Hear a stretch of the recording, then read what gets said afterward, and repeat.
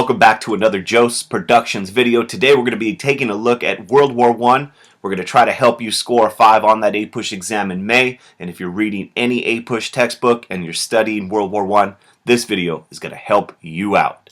And one important point to keep in mind is, remember, U.S. entry into World War I was a slow process. In the beginning of the war, we are neutral. But continued violations of U.S. neutrality is going to put Woodrow Wilson in a difficult position. Remember, we had learned about events such as the sinking of the British ship the Lusitania, the French ship the Sussex, and Germany does apologize for the sinking of some of those ships, and there is a temporary pause in German sinking of ships. After the Sussex, they issued the Sussex Pledge, where they promised not to sink any more ships without warning. However, Germany proceeds to commit other acts which angers many people in America. There is the Zimmermann note you should know about, where the British intercept a German proposal to Mexico calling for a joint alliance. And basically, in the Zimmermann note, Germany's asking Mexico to attack the United States, to form an alliance, and they would be allowed to recover the lost territory, that territory in the light green. This obviously causes a lot of anger in the United States, and in spring of 1917, Germany returns to unrestricted submarine warfare. They just start sinking ships. And they knew that this would cause the U.S. to enter into World War I, but they were hoping they would win the war before U.S. troops could get to Europe. Well, enough was enough, and in April of 1917, Congress declares war against Germany. The United States enters World War I. In fact, when Wilson asked Congress to declare war, he says one of the things that he was hoping for was to make the world safe for democracy. Wilson really believed that this would be the war to end all wars. But make sure you know that the key factors for our involvement in World War I: 1. German attacks on American shipping; 2. The Zimmermann telegram proposing an alliance with Mexico.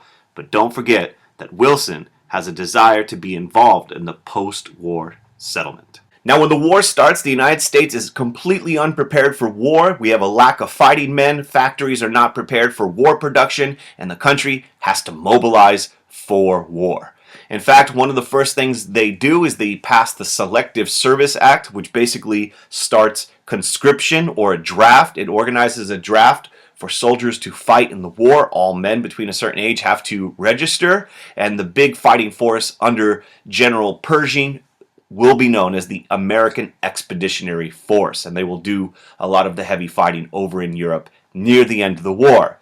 This is a total war effort, which basically means all aspects of the country mobilize for the war effort, so not just on the battlefield, but also on the home front.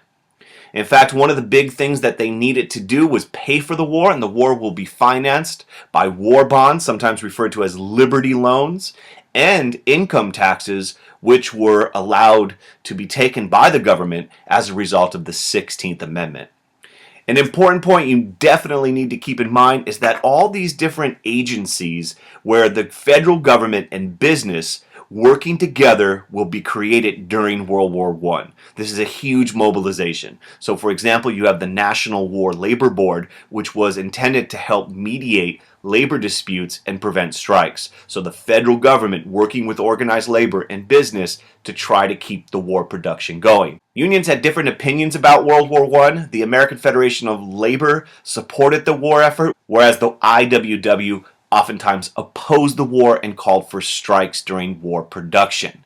Another government agency working with business was the War Industries Board. They would set production priorities for the war, so allocating scarce resources, centralizing control over raw materials and prices so that the war could be won with efficient production. Another one you should know about is the U.S. Food Administration, headed by a future president, Herbert Hoover, which encouraged Americans to conserve food for the war effort so that there would be enough meat, sugar, and other supplies for soldiers over on the battlefield. And an interesting thing happens as a result of this war effort is World War I boosted support for temperance, or rather prohibition.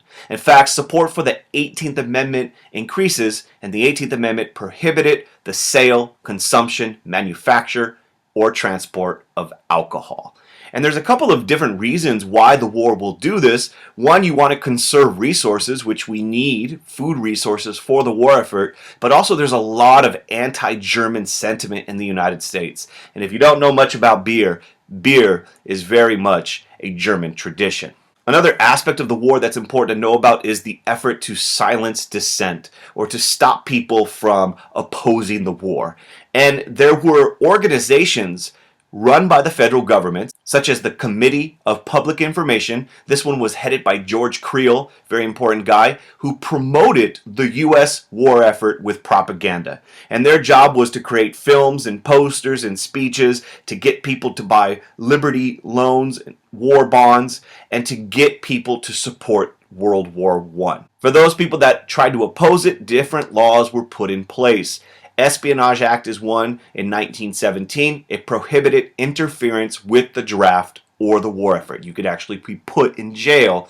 The Sedition Act was passed in 1918. This is much more broad than the Espionage Act. It banned anybody from criticizing the government, so you cannot speak ill of Congress, the president, the military, the American flag, and nearly around 2,000 people are arrested, many put in jail, such as Eugene Debs, for violating the Espionage and Sedition Acts. In fact, one of the things that happens as a result of the war is a huge increase in anti-German sentiment. In fact, nativists, anti-immigrant individuals, attack all things German. They're referred to as the Huns in popular posters like the one you see right there. Now, I know what you're wondering, what about the First Amendment? And the Supreme Court of the United States did hear a case, one of the first cases, the first case, about the First Amendment, Schenck versus the United States. And what happens is there's a guy named Charles Schenck who is arrested. He's a socialist. He's arrested under the Espionage Act for mailing leaflets, pamphlets, to men eligible for the draft. And he basically is telling them, don't go and fight in this war. He's arrested under the Espionage Act, and he sues the government on the grounds that they are violating his First Amendment rights. And what happens in a unanimous decision, the Supreme Court supports the argument that freedom of speech could be restricted. And they basically say Congress has the power to restrain speech, to ban speech, if it posed a clear and present danger. And they use this example that you're not allowed to go into a crowded theater and yell fire and claim First Amendment rights. And they say freedom of speech can be restricted. And it's really important that you understand there was a very restrictive atmosphere for civil liberties in America during World War I.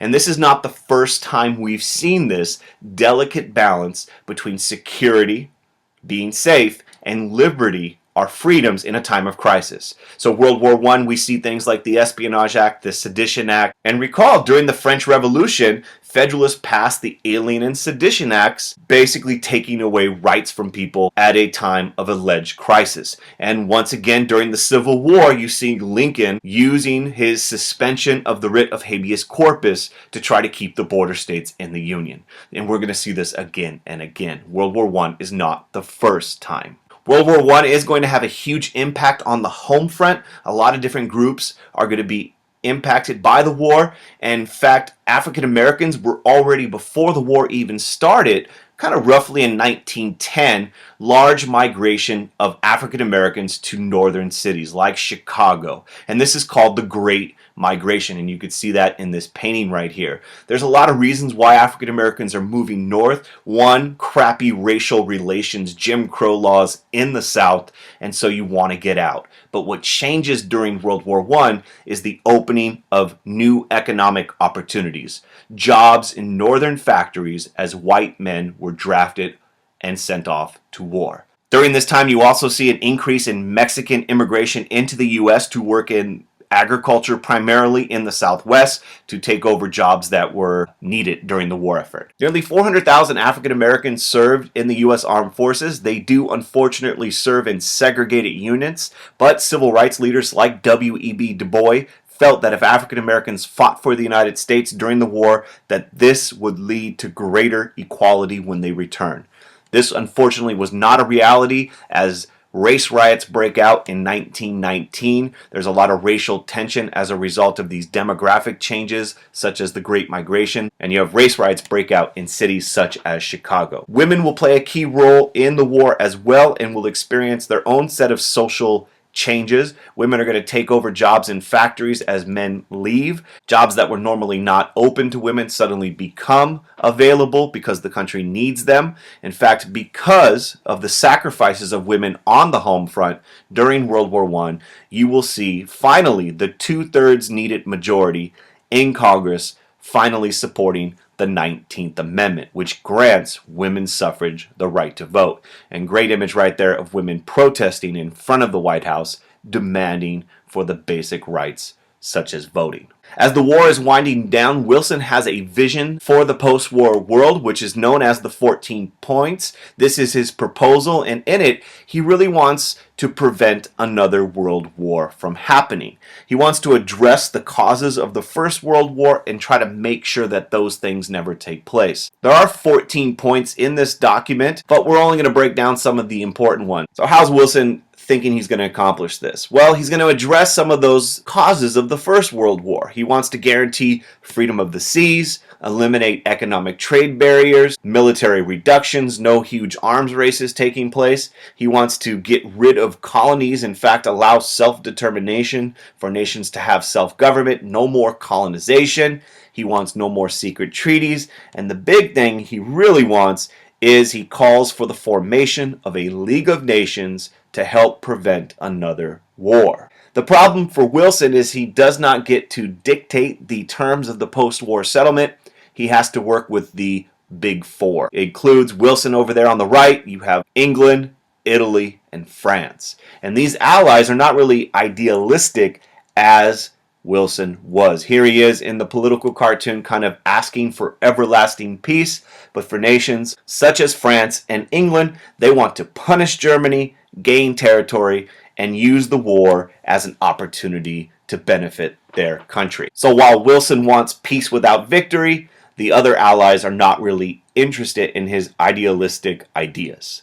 So the Treaty of Versailles very much reflects this rejection of much of Wilson's 14 points. They are rejected by the other allied powers, and you can see in the political cartoon kind of some of the things that they want. Wilson does get the League of Nations included. He really kind of is hopeful that this will be a worldwide organization that will prevent future wars, but he has to get it approved by the Republican-controlled Congress. And many Republicans in Congress hated the idea of the U.S. joining the League of Nations. And one of the big opponents of the treaty was Henry Cabot Lodge. And he belonged to a group called the Reservationists. And he believed that he would accept the League of Nations, he would accept the treaty if certain changes were made. And Wilson was reluctant to compromise. There was another group of Republicans known as the Irreconcilables, and they were against the treaty no matter what Wilson was willing to do. And there is substantial debate over the League of Nations between Wilson and the Senate. And it comes down to a couple of things. One, there's a tradition of isolationist policies. We try to avoid European affairs. If you recall, George Washington had warned about the dangers of permanent foreign alliances. Another problem with the League of Nations amongst Republicans was the opposition over Article 10. And under Article 10, it said that member nations of the League of Nations would have to help other nations out in the event of external aggression. And there was a fear, as you could see in the political cartoon, that the League would force the U.S. to deal with foreign issues around Europe, that we get dragged into Europeans' mess. And there also was the fear that Europe would meddle in the Western Hemisphere, which under the Monroe Doctrine, we did not want them to do. Another kind of factor amongst Republicans and others was the desire amongst many to be isolationists following World War I. We fought this brutal, horrible war, and there was a feeling we just kind of wanted to focus on us. And ultimately, Congress rejects the treaty, the League of Nations is formed, and without the United States. A super important point to keep in mind, there's an old World War I tank. Many mark the U.S. rejection of the League of Nations as a withdrawal of the U.S. from international affairs in the 1920s. And as we're going to see in the next video, This is a little bit more complicated than that, but until next time, thank you for watching another Jose Productions video. If you haven't done so, subscribe. Help me spread the word all over the internets and tell your classmates. If the video helped you out, click like, and if you have any questions, post a comment. And until next time, peace.